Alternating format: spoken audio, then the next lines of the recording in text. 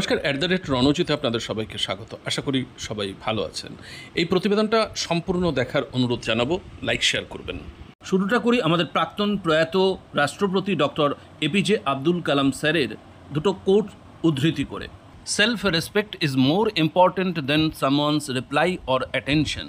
I repeat, self respect is more important than someone's reply or attention. এবং if you get ignored once, take the hint and never bother that person again. Take the hint and never bother that person again. আমি কেন এই code দুটো উদ্ধৃত করলাম? দেখুন, এই প্রতিবেদন আমার থাম্বনেল দেখেই বুঝতে পারছেন যে কুণাল ঘোষকে নিয়ে। কুণাল ঘোষ স্পষ্ট জানেন, ভালো করে জানেন যে সাধারণ মানুষ তাকে কি চোখে দেখে। 3.5 বছর জেল খেটেছে, কিন্তু এই মানুষটার এতটুকু মান সম্মান নেই, সেলফ রেসপেক্ট নেই। মিডিয়া হাউসে যারা চাকরি করে, সাংবাদিকতা করে, তাদের একটা তো সেলফ রেসপেক্ট অবশ্যই থাকা উচিত, কিন্তু তার বিন্দুমাত্র নেই। 3.5 বছর জেল খেটেছে, তারপরে বিভিন্নভাবে পুলিশদের কাছে হেনস্থা হয়েছে, তারপরে তার আর ওই মাথা ঠিক থাকে না। আমি কিছু কমেন্টস পড়ে শোনাবো। কয়েকদিন আগে, 4-5 দিন আগে, আপনারা জানেন ডুরান্ড কাপের শুভ উদ্বোধন হয়েছে এবং সেখানে মুখ্যমন্ত্রী বলে লাথি মেরে সেই ডুরান্ড কাপের শুভ সূচনা করেছেন। সেটাই একটা ক্যাপশন দিয়ে তিনি তার নিজস্ব পেজে পোস্ট করেছেন, খেলা শুরু ক্যাপশন দিয়ে। দেখুন, খেলা হবে এটা এই তৃণমূল কংগ্রেস কী অর্থে ব্যবহার করেন আর নতুন করে আপনাদের বলতে হবে না। থ্রেট অর্থে ব্যবহার করেন। কখনো এই খেলা হবে দিয়েই অনুব্রত পুলিশকে সময় বেঁধে দেন, পুলিশের মা বউয়ের ইজ্জত নিয়ে খেলা করেন। খেলা হবে, ভয়ঙ্কর খেলা হবে দিয়েই তিলোত্তমা খুন হয়, ধর্ষণ হয়, কসবা ল কলেজের ছাত্রী নির্যাতিতা হয়। যাই হোক, আমি কিছু কমেন্টস পড়ে শোনাই। দেখুন, যেখানে একেবারে ধুয়ে মুছে দলা পাকিয়ে দিয়েছে এই কুণাল ঘোষকে। স্ক্রিনশটে দেখতে পাচ্ছেন যে অনুপম ধারা লিখছে, ওইটুকু বাচ্চা ছেলেটা সামান্য চিপসের প্যাকেট নিয়ে একটা অপমান সহ্য করতে না পেরে আত্মহত্যা করলো, অথচ আপনি এত অপমান গালাগালি সহ্য করে বেঁচে আছেন। আপনাকে স্যালুট জানাবো না চামড়া নিয়ে রিসার্চ করব ভাবছি। 91 জন লাইক করেছে, হাসাহাসি করেছে। আরেকজন দীপ অ্যাশ লিখছে, মাইরি বলছি, আমি শুয়ো ড্যাশ বাচ্চা নই, চাইলে বলুন আধার কার্ড দেখাচ্ছি। একটা অদ্ভুত ছবি দিয়েছে। এরপরে শিউমাইতি লিখছে, সাবধানে থাকতে বলুন, আবার পাটা না ভেঙে যায়। 30 জন লাইক করেছে। তারপর প্রশান্ত মুখার্জি লিখছে, একটা কথা অনেকদিন ধরে জানার খুব ইচ্ছা, ওনাকে নিয়ে আপনার মন্তব্যের ফলস্বরূপ ফুটবলের জায়গায় আপনার থাকার কথা ছিল, কোনো অজ্ঞাত কারণে সেটা হলো না। এই সামান্য নির্বোধ প্রশ্নটার উত্তরটা কি পেতে পারি? বুঝতে পেরেছেন? মানে ফুটবলের জায়গায় কুণাল ঘোষের আর কি থাকার কথা বলছে।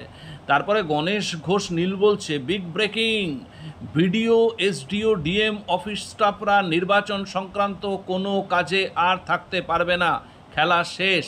এরপরে উদয় ব্যানার্জি লিখছে, আবার ভাঙা পা দেখানোর ব্যবস্থা।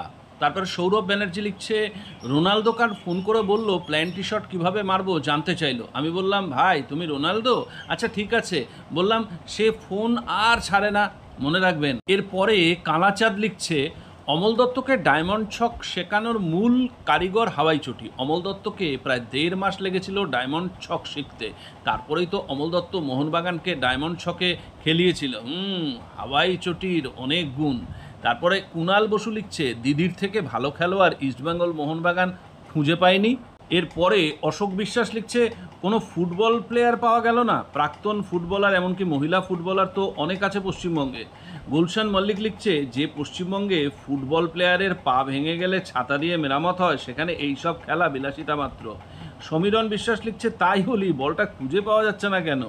রাজেশ দর অনুগামী, দিদির নেতৃত্বে এবং ক্যাপ্টেনের পরিচালনায় ভীষণ ভালো খেলা হবে। বাপি দাস লিখছে, দিদি তো মেইন চোর আর লুম্পেনরাজ ক্রিয়েটার ফুল বদমাসটা। এরপরে তাসের ঘর লিখছে, সামনে ভোট, দিদি আবার পাটা ভেঙে ফেলো, তবে তো খেলা হবে না। কার্তিক পাল লিখছে, ভালো হয়েছে কিন্তু আরও ভালো করে তেল মারুন, ভালো করে তেল মারুন, হয়তো এইবার বিধানসভায় আপনি এই তেল মালিশ করতে করতে টিকিট পেয়ে যাবেন। দেবা নাগ লিখছে, আপনি যাকে সবচেয়ে বড় চোর বলেছিলেন তিনি না। এরপরে কিশোর রয় লিখছে, তৃণমূলের সৎ প্রতিবাদী আসামি। তারপরে একটা পেপারের কাটিং দিয়েছে, মমতার বাড়িতেই রাখা ছিল সারদার বিপুল টাকা। আবার কুণাল ঘোষের ছবি দিয়ে দিয়েছে, আমি মিথ্যে কথা বলি না, পাল্টি খাওয়া আমার স্বভাব নয়। আচ্ছা, তারপরে সৌম্যদীপ চক্রবর্তী লিখেছে, পাটা কি এখন ভাঙবে নাকি ভোটের আগে? এরপরে দীপায়ন ভৌমিক লিখছে, যা ভোটের আগে আবার না পা ভাঙা হয়। তারপর বুদ্ধদেব ভূঁইয়া লিখছে, সর্বজ্ঞানী সর্বগুণী একজন মহিলা সারা বিশ্বে একজনও নেই। তারপর একটা বিচ্ছিরি স্ট্রাইকার। আচ্ছা, তারপরে সুব্রত দাস লিখছে, ফুটবল হচ্ছে একটা সাধনার জিনিস, ফুটবলটা হচ্ছে খেলা, লাথি মারা নয় ফুটবলটাকে। তাই বলছি ফুটবলের মর্যাদা রেখে যাকে তাকে লাথি মারতে না দেওয়াই ভালো। তারপর এমডি আওয়াল হোসেন লিখছে, এই লোকটার কি এতটুকু লজ্জা বলে কিছু নেই? দেখুন, এর পরের আর কমেন্টসগুলো পড়ছি না। যত কমেন্টস পড়েছে তার 90%-এর উপরে এইরকম ব্যঙ্গ বিদ্রুপ। আসলে এর ওই কান কাটা কোনো রকম মান সম্মান, আমি তাই এর আগে শুরুর সময় এপিজে আব্দুল কালাম স্যারের দুটো কোট করলাম, কারণ এগুলো আসলে দেখে, আমাদের এই প্রতিবেদনগুলো ওরা দেখে, একটু মান সম্মানটা আনা উচিত। কারণ এদের দেখে অনেকে যারা নতুন সাংবাদিক তারা আসবে, সেই সাংবাদিকরাও কীরকম চটিচাটা এইরকম নির্লজ্জ হবে, গালাগালি দেবে, কোনো গায়ে লাগবে না, ঝেড়ে ফেলে দেবে। তো এটা হচ্ছে গিয়ে আমার মনে হয় ভীষণভাবে প্রয়োজন। এবং তৃণমূল কংগ্রেসের যে অবস্থা ভীষণ খারাপ, এগুলো থেকে, এই পোস্টগুলো থেকেই বোঝা যাচ্ছে।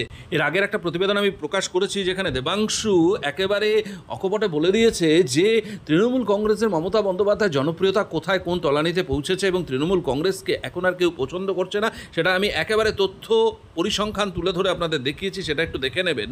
এটা থেকে স্পষ্ট, যত পোস্ট আসছে না সেই সমস্ত পোস্টে কিন্তু কোনো রকম মানুষের সদর্থক ভাবনা চিন্তা বা সমর্থন সেটা দেখা যাচ্ছে না। এটা কিন্তু তৃণমূল কংগ্রেসের কাছে একটা অশনি সংকেত। আগামী 2026-এর নির্বাচন, তার আগে এই রকম যদি এক একটা পোস্টকে ঘিরে নেগেটিভ প্রচার বারে বারে সামনে এতটা বেআব্রু হয়, তাহলে কিন্তু তার জন্য তাদের মাসুল গুনতে হবে আগামী ভবিষ্যতে। রাজনৈতিক মহল কিন্তু এটাই মনে করছে। যাই হোক, প্রতিবেদনটা যদি ভালো লাগে অনেক মানুষের মধ্যে লাইক শেয়ার করে পৌঁছে দেবেন, যাতে 2026-এর আগে এরকম একটা জনমত এবং তৃণমূল কংগ্রেস যে অরাজকতা সৃষ্টি করেছে, চলছে প্রতিদিন, তার থেকে মুক্তি পাওয়ার জন্য, একটা সুন্দর সমাজ গঠনের জন্য আপনিও এগিয়ে আসবেন সবার মতো। ধন্যবাদ, ভালো থাকবেন।